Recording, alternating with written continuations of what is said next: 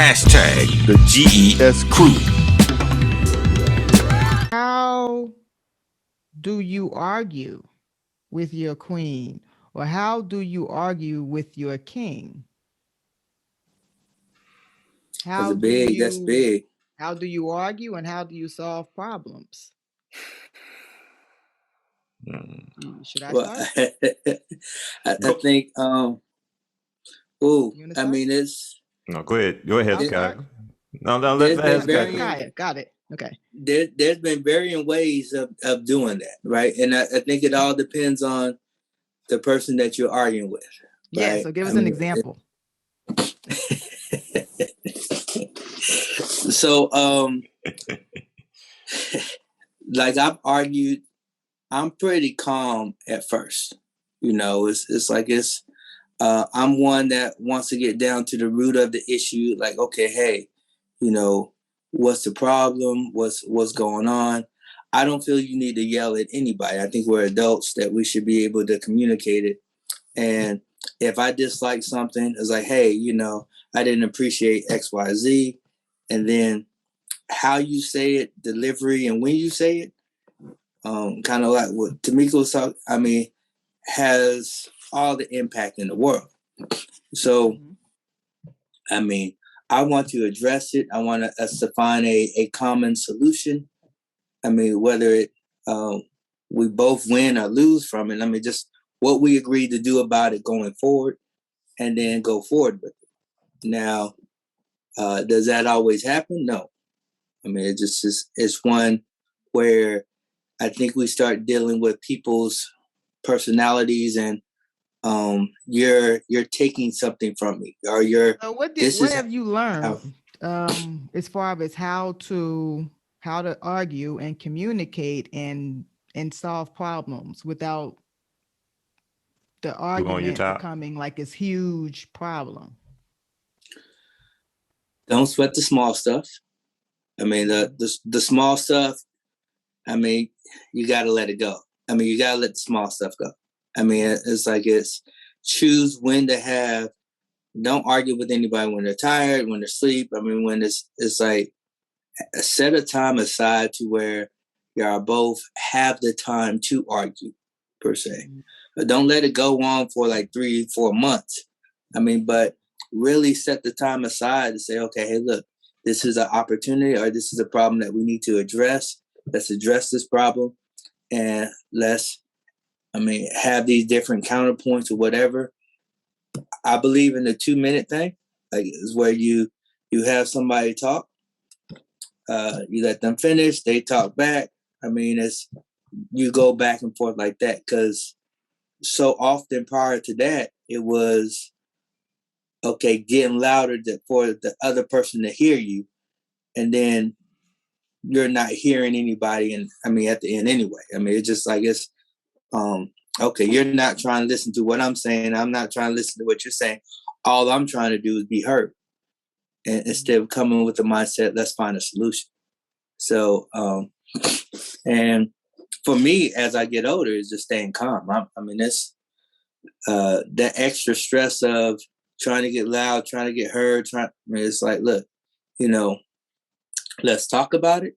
And if we can't talk about it in a tone that promotes a solution, then it's like, hey, we're going to try to find that time. Or, this is just one of those things that we put to say, okay, add to the list of things that might take us to a different direction. That's all. Okay. Interesting. Tamika, good answer. As far as arguing, I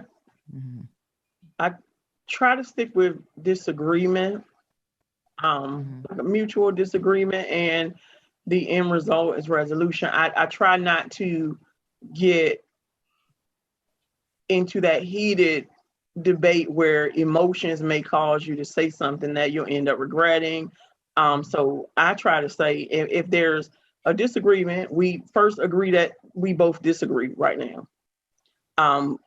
If we need a timeout, then you say what it is in this moment that you disagree with. I state what I'm disagreeing with. And then if we need to take a few moments and revisit it, because we're too emotionally attached right now, or too emotionally charged, to prevent it from becoming an argument or heated debate, then we just separate and link back up in a few minutes when we both had time to calm down, if the situation presents itself. But I try not to argue because it takes too much energy. But there are going to be times where, hey, I disagree with you, you disagree with me, we communicate and work towards some resolution. Now, I used to have the last word and know you're gonna hear me. And now I don't, when you say I don't want to talk about it anymore, oh, you might as well just call me 3 B's, 2 H's, and said my mama didn't know nothing, my daddy. You don't want to talk about it. Like, that was disrespectful to me. But I've learned that sometimes to not talk about it right then, it's the best thing to do. So again, I've tried to steer away from the actual argumentative state of an argument and just listen to hear before I respond, because I can't, like Hezekiah said, if you talk loud and it's filled with emotion, I'm gonna try to match your frustration and talk just as loud, and then nobody's hearing anybody and there's not gonna be any resolution. So I try to argue when I'm not I try to not argue in that moment. I try to argue when or discuss the disagreement when I've calmed down, if the situation presents itself. Now, there might be that fly off the handle moment that we come back and revisit, hey, that shouldn't have went as far left as it did. It happens. We're human. Emotions run high. That's who we are. We're emotional beings. But if it's something that I have some control, I try to exercise it. So, and that's only because I love communicating. It is a strong suit for me. But if I'm on the wrong side of communication, it's gonna go way left, and I just try not to do that anymore. Just that maturity in communicating. I need to be not as emotionally charged. So I choose to just wait a few minutes. And like I said, hey, even if that's one of the times I like to send a text message and say, hey, I wasn't particularly pleased with A, B, C, and D. Let me know how you feel about it, and then we can talk about it later on when we meet up. So that gives you time to clear. That's one of the more times that I use texting than not. I think that, I guess as a community, we all have that in common. Like when we were younger, if you didn't agree with me, it was kind of like a boxing match. It's like everybody's getting louder and louder and what, da, da, da, da, da, da, And I look back at these times, whether I was arguing with a friend or someone I was dating, and we were just screaming. No one was listening, and the problem wasn't solved at all. As a matter of fact, you forget about what the issue was in the first place. Absolutely. So what I've learned, just being in a long-term relationship marriage, is that, just like you all said, you can't communicate like that at all. You have to stay calm, and you have to just say it out loud. This is what I do. I say it out loud that, I respect what you're saying, even if I don't agree with it. I respect you, you respect me, and blah, blah, blah. And what helps me is just taking a walk with that person, especially I'm talking about marriage, like a relationship, taking a walk and talking, because walking is therapeutic in itself, and just talking and talking it out, that helps. And just being able to self-reflect and say, you know what? I know that maybe I came off the wrong way. And having a partner that can also self-reflect, that's important. Both of you have to have strong communication. And and if you love each other, then you'll respect one another, and you'll understand, okay, maybe I didn't come at you the right way, and vice versa. So it takes communication, it takes maturity, and it takes the will to want to solve problems together. That's what I think. And where it's coming from. Go ahead. Yeah. I agree with that. And you're Mr. Calm. Like, you're calm. So it's just like, man, you get mad, but you don't be getting mad. I mean, because my thing is always, I try to rationalize. I try to rationalize what that other person feels. What is on their mind? Why do they feel like the way they feel? Okay, so I try to, approach it from that direction.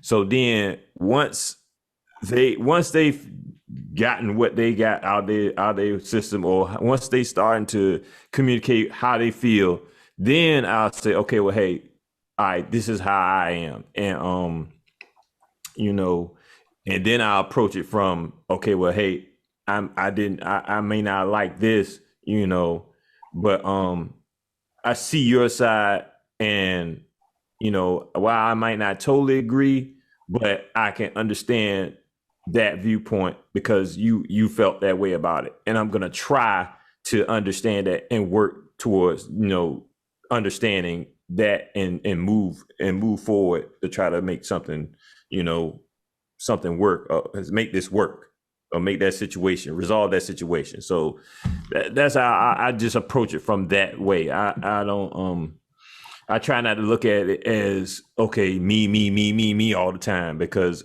you can't do it, because it's that person is gonna just be all turned off by that selfish type of mentality. So that's why I try not to look at it from just my standpoint. Interesting.